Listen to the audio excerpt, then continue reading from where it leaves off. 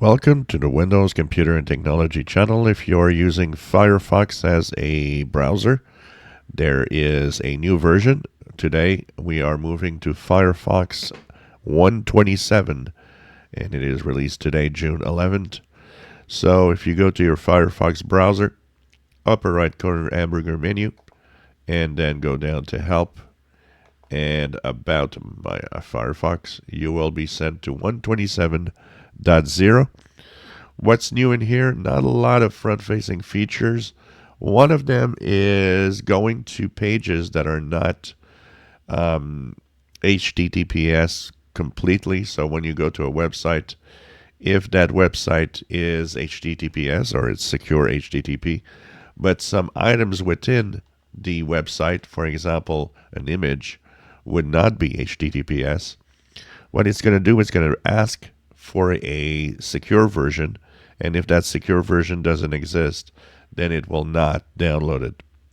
So if you go to a web page that is missing parts of videos, pictures, and so on, it might be because of this new feature.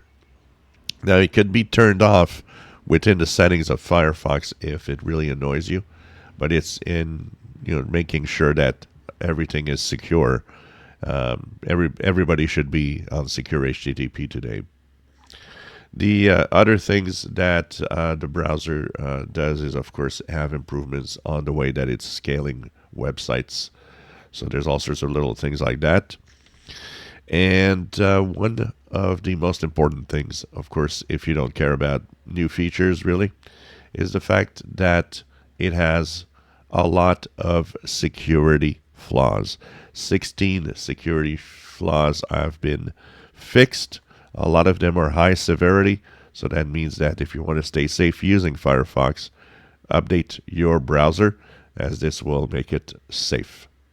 So Firefox 127 is now available, and update at least to stay safe online.